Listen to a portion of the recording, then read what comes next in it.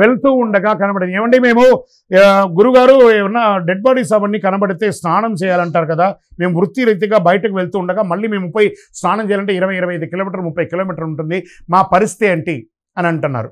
ఏమండి వృత్తిపరంగా దారంబడి పుట్టుక మరణం రెండు జరుగుతూనే ఉంటుంది, మనకు తెలియదు. మనం ఆఫీసులో పనిచేస్తాం, వాళ్ళకి కూడా సూతకాలు ఉంటాయి, శుభ సూతకాలు ఉంటాయి, మరణ సూతకాలు కూడా ఉంటాయి, కూడానే పనిచేస్తుంటారు. అవన్నీ మనం బోర్డేం వేసుకొని తిరగరు ఎవరు. పొరపాటుగా కనబడింది అనుకుందాం, కనబడతాయి. అప్పుడు మీరు వృత్తిని కంటిన్యూ చేయండి.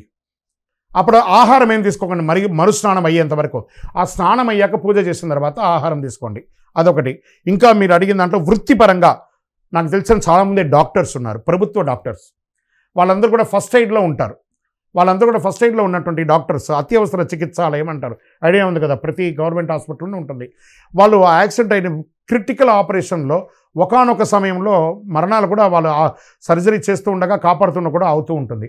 వృత్తియే కదండి, వృత్తి వేరు, దీక్ష వేరు. కాబట్టి ఆ సమయంలో ఏమవుతుందంటే తాకక తప్పదు. అప్పుడే స్పాట్ పోస్ట్ మార్టం కూడా కొన్ని చోట జరుగుతూ ఉంటాయి. అది డాక్టరే చేయాలి, లేకపోతే వారికి అక్కడ జీతం ఇవ్వరు, వారిని సస్పెండ్ చేస్తారు. శరణమయ్యప్ప.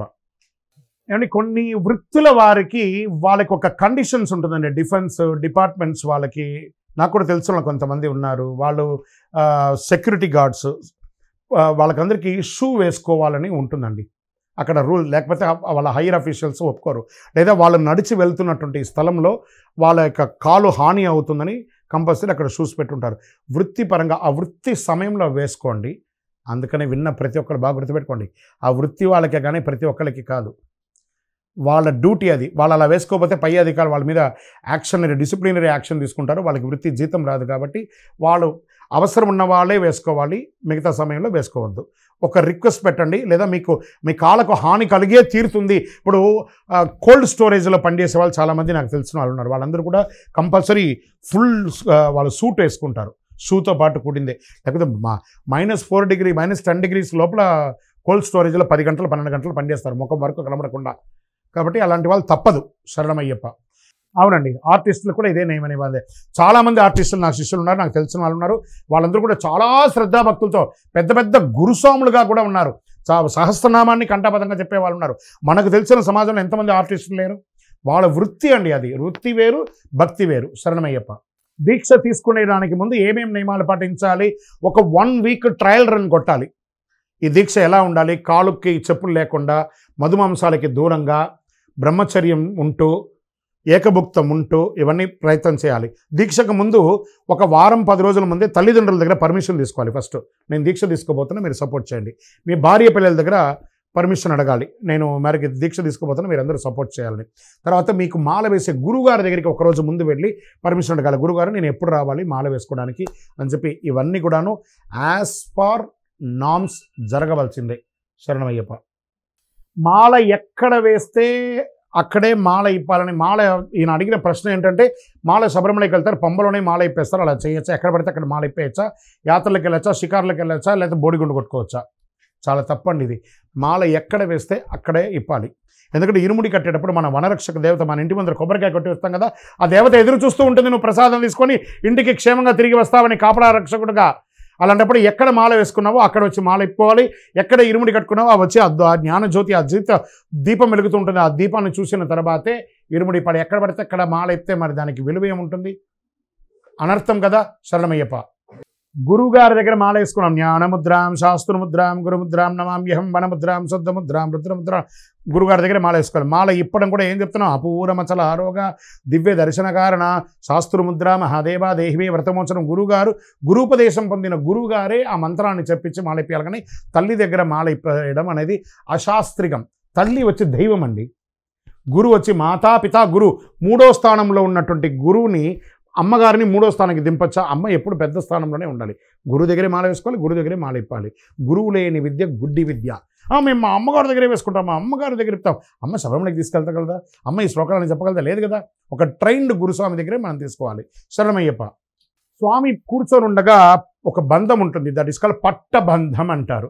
అంటే పందల రాజ వంశీకుడుగా కొన్ని రోజులు పెరిగాడు కాబట్టి స్వామి, ఆ స్వామివారు నీకు రాజ్యం ఇస్తున్నానంటే, లేదు లేదు నేను శబరిమలలో ఘోరాడవి పునరాగమన అడవిలో ఉండాలనుకుంటున్నాను, మీ తృప్తి కోసం ఒక్కరోజు నేను పందల రాజుగా ఉంటాను, నేను వేసుకున్నటువంటి ఆభరణాలన్నీ మీకు ఇస్తున్నాను, దాన్ని తీసుకొచ్చి నాకు ఇవ్వండి, ఆ మకర సంక్రాంతి రోజు వేసుకుంటాను అనగానే పందల రాజావారు ఆ యొక్క ఆభరణాన్ని తీసుకొని ఇలా రాగానే అయ్యప్ప స్వామివారు ఆయన కొడుకు కదా, తండ్రి వస్తే మనం కూర్చుంటాం కాళ్ళ మీద కాలేసుకొని కూర్చోం కదా, స్వామివారు వెంటనే మర్యాదగా లేసారట.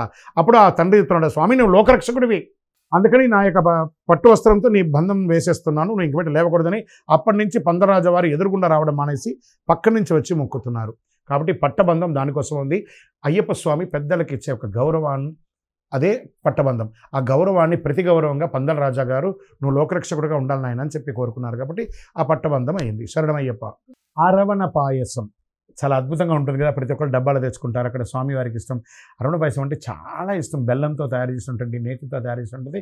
స్వామివారికి ఇచ్చే ఫస్ట్ నైవేద్యం అదే అనమాట.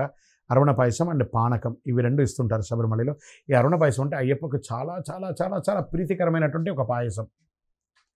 అందుకే శబరిమలలో కూడా అదే ప్రసాదం ఇస్తారు. ఎక్కడ అయ్యప్ప పూజలైనా కనీసం ఒక కప్పులో ఉన్న అరవణ పాయసం తయారు చేస్తారు. అరవణ పాయసం అంటే అయ్యప్పకి ఇష్టం. శరణం అయ్యప్ప. పంపా నది యొక్క విశిష్టత ఏంటి? పంపా నది ఎలా పుట్టింది అంటే, స్వామివారు అయ్యప్ప స్వామివారును పంపా నది ఏకకాలంలో పుట్టారు. దక్షిణ భారత గంగా నది అంటారు. ఇందులో ఏముంటుంది, అక్కడ ఎవరెవరు మునిగారు, ఎవరెవరు పూజ చేశారంటే, నారదాది ఋషులి చట నడచి వెళ్ళినారంట, ముక్కోటి దేవతలు స్నానమాడినారంట. మరి ఏం చెప్పారు అక్కడ? రంబాది కాంతలైన రాకూడని చోటంట. పంపానదిలో కాలెడితే పాపాలన్నీ తొలగిపోతాయట. ఆ దక్షిణ భారత గంగా నది అంటారు ఆ యొక్క పంపా నది. అందుకే ఆ నదీ తీరంలోనే పిండ ప్రదానాలన్నీ కూడా చేస్తుంటారు. ఎలా కాశీలో పిండ ప్రదానాలు చేస్తారో, శబరిమలలో ఉన్నటువంటి ఆ పంపా నదిలో కూడా పిండ ప్రదానాలన్నీ చేస్తూ ఉంటారు. అంత విశిష్టం. మన పూర్వీకులు, మన యొక్క పితృలంతా కూడా ఆనందపడతారట ఆ యొక్క దక్షిణ భారత గంగా నదిలో. శరణమయ్యప్ప. ఏమండి, మాల వేసుకున్న వాళ్ళందరూ మధ్యాహ్నం తినకపోతే అరిష్టం అంటారు. అవన్నీ అబద్ధాలు. అరిష్టాలు లేదు, బొరిష్టాలు లేదు. అతను వృత్తిపరంగా ఎక్కడో వెళ్ళుంటాడు, రాలేకపోయాడు. ఒక డాక్టర్ గారే ఎత్తుకుంటాను. ఉదయం ఆయన 8 గంటలకు 9 గంటలకు సర్జరీకి లోపలికి వెళ్ళిపోతే సాయంత్రం 5:30 అవుతుంది. ఆ 5:30కైతే ఆయన తినలేడు. అరిష్టం అయిపోయింది ఆయనకి. ఆయన మళ్ళీ స్నానం చేసేసి పూజ చేసుకొని ఆహారం తిని మళ్ళీ 7:30కు ఇంకొక ఆపరేషన్కి వెళ్ళాలి. అప్పుడు ఆయన ఆహారం తింటారు.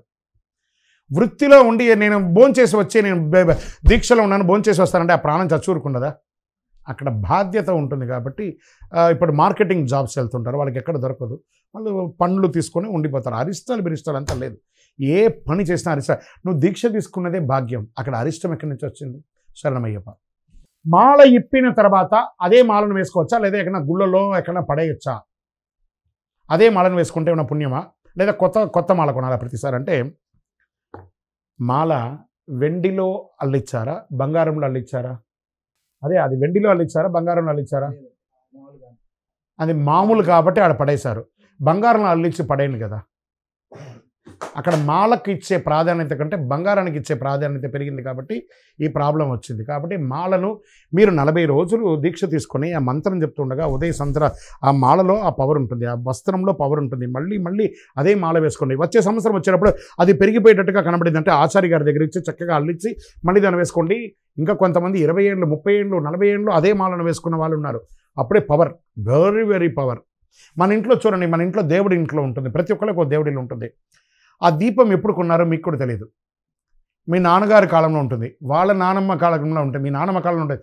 కొన్ని దీపాలంతా చెడదు, అది అలాగే ఉంటుంది. కొన్ని విగ్రహాలు అలాగే ఉంటుంది, కొన్ని పీఠాలు అలాగే ఉంటుంది. దానివల్ల మార్చారు. దేవుడి ఇంట్లో వస్తువులు ఎప్పుడైనా మార్చామా మనం? ఆ దీపం మనం పుట్టడానికి ముందు కూడా ఉంటుంది. కాబట్టి వస్తువులు స్వామివారికి దీనికంటే స్పిరిచువల్ కమోడిటీ చేయకూడదు. ఎవరు కూడా స్పిరిచువల్ కమోడిటీ చేయకూడదు, స్పిరిచువల్ భక్తి చేయాలి. శరణమయ్యప్ప. 100% దీక్ష పూర్తి అయినాక కూడా ఒక నియమాలు ఉందండి.